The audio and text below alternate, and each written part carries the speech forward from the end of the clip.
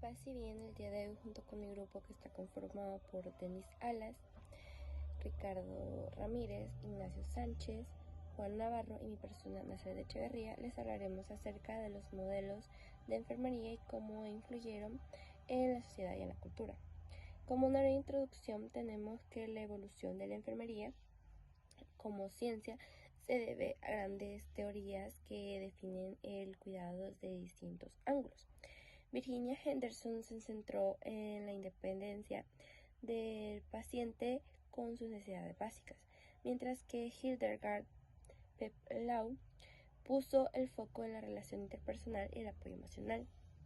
Por otro lado, Betty Newman propuso un enfoque de sistemas para proteger al paciente del estrés ambiental. Tenemos a Madeline Danger, quien introdujo la enfermería transcultural, recordándonos que el cuidado debe de ser coherente con los valores culturales. Finalmente, Abraham Moles, quien aportó una visión desde la comunicación, analizando cómo el entorno cultural y los mensajes influyen en el comportamiento humano. Juntos, todos estos modelos nos permiten ofrecer una atención integral que abarca lo físico, lo mental y lo social. En el siguiente punto yo les hablaré sobre el modelo de Abraham Molle, el entorno social y científico.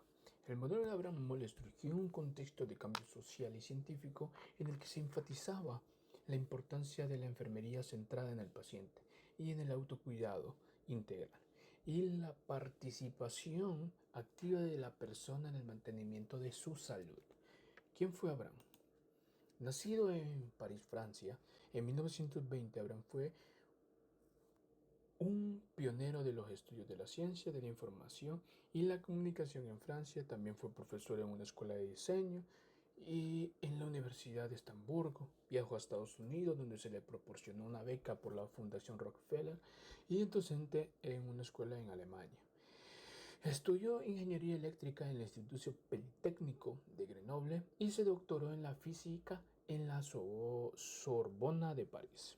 Amplía sus estudios al campo de filosofía y las ciencias sociales, interesado por el movimiento de Gauss. Se doctora en filosofía con una tesis sobre la creación científica y la teoría de la información y la perspectiva estética. Su modelo. El modelo de Abraham. El modelo de comunicación de Moles se basa en que la comunicación se realiza por medios de dos ciclos principales, cada uno con duración distinta al primer ciclo. Ocurre a corto plazo, mientras que el segundo ocurre a largo plazo, como lo podemos ver en el esquema presentado. Macromedios, medios masivos, micromedio y creadores. Y esto en una burbuja de ciclo sociocultural. Tenemos por otro lado los aportes. Según la teoría de Moles, los medios de comunicación masiva juegan un papel fundamental en el rol de la comunicación. Su influencia visual, gráfica y auditiva son fuentes primordiales para la transmisión de información a las masas, lo que hace que sea una herramienta informativa principal de calidad y de la actualidad. Molle definió el proceso de comunicativo como una dinámica social. En esta dinámica, los signos elementales de la comunicación son cambios con otros complejos que son recibidos e interpretados por personas o por cada persona. En este también entran los conceptos fundamentales, que son la adaptación, el autocuidado y el caring. También, por otro lado, tenemos las relaciones claves del modelo de conexión de enfermería. El modelo de Moles define el concepto en cuatro conceptos, que son la persona, la salud, el ambiente y la enfermería. Este modelo lo podemos ver implementado en un paciente diabético, enfocado en el autocuidado y la adaptación del tratamiento, mejorado hacia la calidad de vida y el bienestar del individuo. Buenos días, esta vez me ha tocado explicar quién fue Hildegard Piplau y el método de enfermería que ella creó. Primero, Hildegard Piplau nació en 1909 y creció en una enfermería donde solo se seguían órdenes médicas, haciendo que el proceso sea muy sistematizado. Y en el contexto de la posguerra en 1952, ella rompió el molde al publicar su modelo de relaciones interpersonales. Esta fue influenciada por la psicología de Sullivan y de Maslow, y Piplau comprendió que la enfermería no se basaba solo en una ocupación, sino que también era una disciplina científica. Su teoría nació de la necesidad de humanizar los hospitales psiquiátricos, donde el paciente solo era ignorado y el enfermero solo custodiaba al paciente. Bueno, ahora tenemos las 4 fases de la relación enfermera-paciente. Pero, ¿cómo funciona realmente el método de Piplau? Bueno, para entender cómo funciona, primero debemos imaginarlo como un engranaje donde la ansiedad es el motor. Piplau nos explica que cuando una persona enferma, su energía se bloquea por el miedo y la incertidumbre, y el rol del enfermero o la enfermera es ayudar al paciente a que éste maneje esa energía y poder canalizarla en su propia recuperación. Pero obviamente este proceso no es nada al azar ni es nada fácil. Entonces, este proceso funciona a partir de 4 ciclos de fases interconectadas. La primera es la orientación, donde el paciente nos conoce, es el primer encuentro con el paciente. Entonces el paciente llega con una necesidad sentida, pero él no sabe cómo expresarla. Entonces aquí nuestra función es ayudarle a reconocer qué le pasa realmente. Luego pasamos a la segunda etapa, que es identificación, donde el paciente ya empieza a confiar en nosotros. Ya no nos ve como extraños, sino que nos ve como unos aliados. En esta etapa, el paciente decide quién es capaz de ayudarle, y también el paciente empieza a actuar activamente en su propia recuperación. Luego pasamos a la explotación, y esta es la fase de mayor trabajo. El paciente explota o aprovecha todos los recursos y conocimientos que nosotros como enfermeros le ofrecemos para alcanzar sus metas de salud. Y aquí es cuando el paciente se vuelve protagonista de su propia recuperación y de su propio tratamiento. Y por último pasamos a la etapa de resolución, donde el paciente cierra el vínculo. El paciente ya no nos necesita, ya no necesita el apoyo profesional que nosotros le brindamos, porque el paciente ha ganado la madurez y la autonomía necesaria para seguir él solo. Entonces, ¿cómo funciona en esencia el método? Bueno, el método postula que la relación enfermera-paciente es educativa. Si logramos que el paciente aprenda de su enfermedad durante las 4 fases, el paciente no solo cura su cuerpo, sino que también sale fortalecido y sale con nuevas herramientas para su vida futura. Entonces no es una simple atención médica, sino que es un proceso de aprendizaje y de maduración mutua entre el paciente y el enfermero. Pero, ¿cómo aplicamos el método Piplau? Bueno, cuando un paciente recibe una noticia difícil, como un diagnóstico crónico, su primera reacción suele ser el aislamiento o la resistencia. Entonces, aplicar el método Piplau significa entender que la sanación comienza con una conversación. No se trata solo de suministrar medicamentos, sino que se trata de transitar un camino desde el primer contacto. En el primer contacto, uno valida el miedo del paciente, y esto se lleva hasta que el paciente toma la rienda de su propio cuidado. El éxito de la intervención no se mide solo por la estabilidad clínica, sino que también se mide por cómo la relación con el personal enfermero ayudó a esa persona, al paciente, a transformar su ansiedad en la fuerza necesaria para seguir. Muchas gracias. Licenciada y compañeros, en este momento yo vengo a explicarles el por qué a día de hoy el modelo de Betty Newman sigue siendo tan importante para la enfermería, el cual es Betty Newman, con la ayuda de la teoría de los sistemas y la psicología de Gestalt formó este modelo. Pero antes de seguir exponiéndoles acerca del modelo, quisiera poner el foco y darle la importancia que se merece a Betty Newman, ya que Betty Newman nació en 1924 y vino a formar su modelo hasta 1970. Y como se lo dije anteriormente, gracias a la ayuda de la teoría de sistemas y la psicología de Gestalt, ella pudo formar esa teoría, en la cual, como anteriormente les dije, dejamos de poner el foco en las enfermedades y empezamos a tratar al individuo de manera más estructurada y psicológica. Betty Newman viene y pone su foco en el entorno, pero no solo ahí, el entorno y su capacidad de tratar la psicología a un punto de crear un modelo estructurado a base de eso.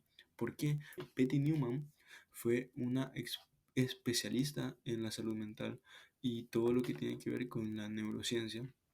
Entonces, al entender quién fue Betty Newman y su modelo, podemos pasar a explicarlo. El modelo de sistema de Betty Newman consta de anillos o barreras las cuales recubren un núcleo. Como podemos observar, están estresores, agentes externos al núcleo o al sistema, el cual son los que queremos evitar que entren. En este caso podemos encontrar al estresor, la línea flexible de defensa, la línea normal de defensa, líneas de resistencia, grado de reacción. Podemos darle pie a ver por qué Betty Newman plantea la energía como eso de lo cual podemos sostenernos en el momento en el que nos sentimos mal o nos sentimos decaídos. ¿Por qué? Porque una vez la energía sea ese soporte, es lo que impide entrar al núcleo a ese agente estresor. Una vez las barreras de las líneas de resistencia bajan y esa energía se debilita, el estresor entra y consigo la enfermedad. Quiero explicarles acerca de la línea flexible de defensa, la cual se basa en que, por ejemplo, nosotros como enfermeros un día nos sentimos mal, estresados, no hemos comido bien o incluso tenemos un mal día, un mal día por cuestiones personales. Entonces la línea de flexibilidad es eso flexible, ese punto de inflexión en el cual tenemos que evitar a toda costa que ese estresor entre al núcleo. ¿Cómo lo hacemos? Con esa flexibilidad que nos plantea la línea de defensa. Enseñarle algunos aportes que dio Betty Newman, los cuales fueron muy relevantes, tanto como para que a día de hoy sigan siendo utilizados, como por ejemplo su sistema. Y el mejor caso para poner el foco del sistema de Betty Newman son problemas psicológicos, porque ella fue una psicóloga especialista y ella se basó la mayoría de su sistema en problemas psicológicos. Entonces valoramos el sistema, el agente estresor, y vemos que atraviesa la línea flexible y la línea normal de defensa. Y aquí podemos ver lo tan integrada que está Betty Newman en ese sistema, ya que una vez identificamos al agente estresor y identificamos las barreras que ha logrado romper ese agente estresor, podemos darle una solución. Si nos ponemos a ver en el ámbito de la persona, entorno, salud y enfermería, podemos ver que la persona son ese conjunto de 5 cosas o 5 características que son prácticamente imposibles de desligar una con otra, que son la psicología, la salud, el desarrollo y la religión y la salud física. También podemos encontrar el entorno. Como les venía platicando, el entorno es muy importante al momento de la rehabilitación. La salud, la cual es lo que nosotros velamos, y la enfermería, que es el campo en el que nosotros nos desempeñamos. Recordarnos que el cuidado es sistemático. No curamos órganos, ayudamos a la recontribución y estabilización de vidas. Muchas gracias. Tenemos a Virginia Anderson. Nació el 30 de noviembre de 1897 y falleció el 19 de marzo de 1996 a la edad de 98 años.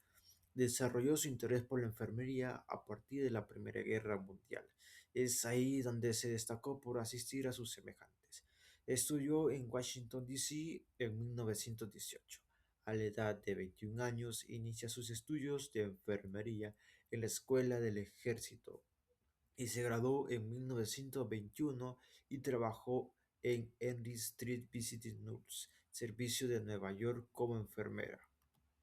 El modelo de Henderson tiene un propósito, el cual es humanizar la enfermería, porque nos recuerda que cuidar no es solo dar medicinas o hacer procedimientos, sino estar presentes en lo más básico, esencial de la vida. Respirar cómodo, comer, dormir, moverse, comunicarse y sentir parte de algo. Para ella la enfermería es ayudar al individuo sano o enfermo en realización de actividades que contribuyen a la salud, bienestar, recuperación o lograr una muerte digna del paciente. Es decir, las actividades que él realizaría si tuviera la fuerza, voluntad y conocimiento necesario, con el objetivo de ayudarle a lograr su independencia a la mayor brevedad posible.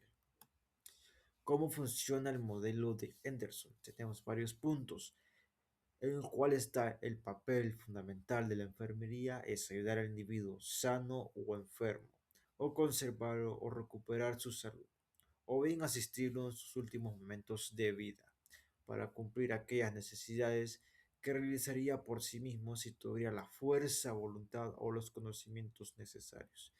El objetivo del modelo de Virginia Henderson es que el paciente sea independiente lo antes posible. El metaparadigma de la enfermería. Son 4 puntos. Tenemos valoración que define a partir de la capacidad del individuo de realizar por sí solo y sin ayuda. Entorno. Todas las necesidades externas influyen en el equilibrio y buen funcionamiento del ser humano. Persona. Es aquel individuo que necesita ayudar para alcanzar salud e independencia o una muerte en paz.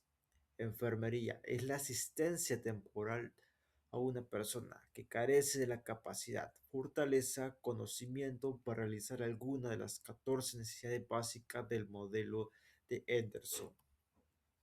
Tenemos los postulados, tenemos 2 puntos, que es independencia, satisfacción de una o de necesidades del ser humano a través de las necesidades adecuadas que realizaría el mismo u otros realizarían en su lugar, según su fase de crecimiento y de desarrollo. Dependencia, no satisfacción de una o varias necesidades del ser humano por las acciones inadecuadas que realiza por tener imposibilidad de cumplirse en virtud de una incapacidad o de una falta de suplencia. Tenemos el modelo de las 14 necesidades básicas del paciente de Virginia Henderson, las cuales son respiración, circulación, nutrición y hidratación, eliminación de los productos del desecho del organismo, moverse y mantener una postura adecuada, sueño y descanso, vestirse y desvestirse, termorregulación. Tenemos mantenimiento de la higiene personal y protección de la piel, evitar peligros del entorno y evitar dañar a los demás, comunicarse con otras personas siendo capaz de expresar sus emociones, necesidades u miedos, creencias y valores, trabajar y sentirse realizado, participación en necesidades recreativas, aprender, descubrir y satisfacer la curiosidad en sí mismo.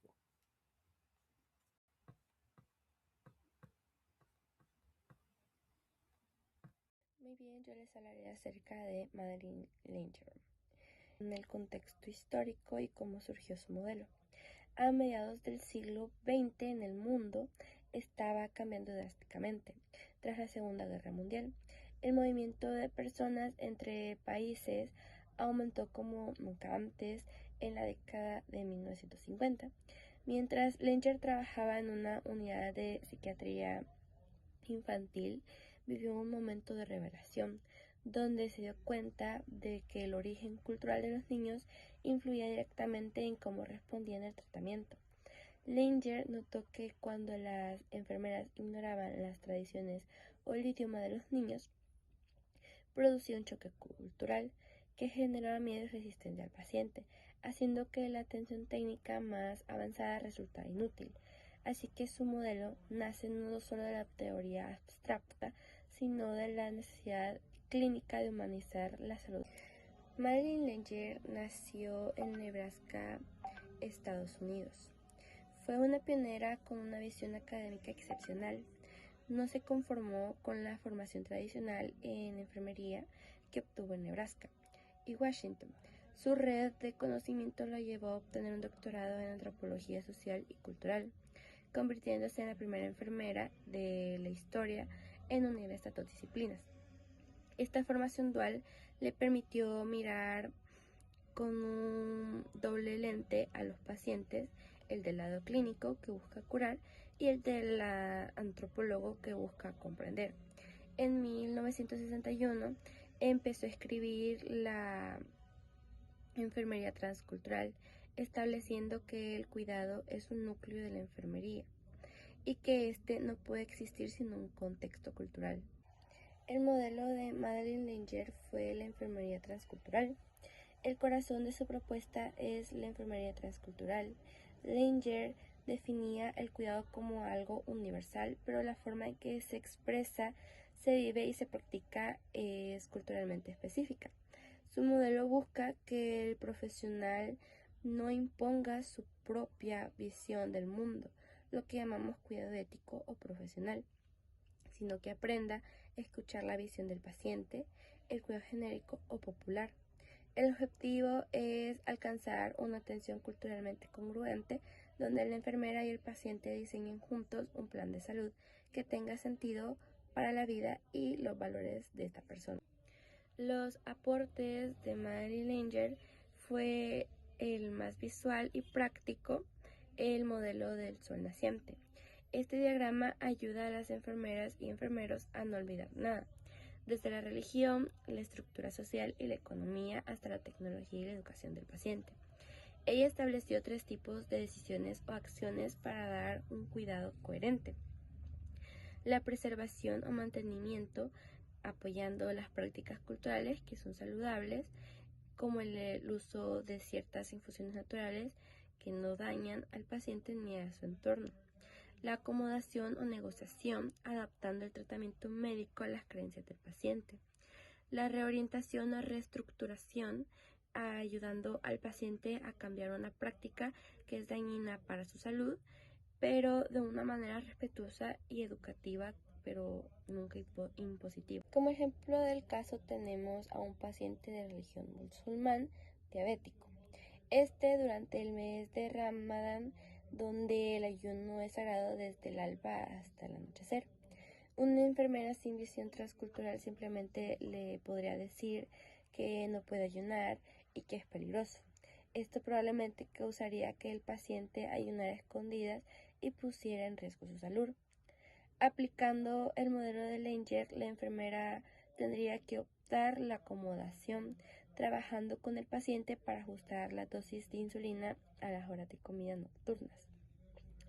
Le tendría que enseñar a monitorear su glucosa con más frecuencia durante el día, y así el paciente cumple con su fe y manteniendo su salud estable, fortaleciendo la confianza con el personal de la salud.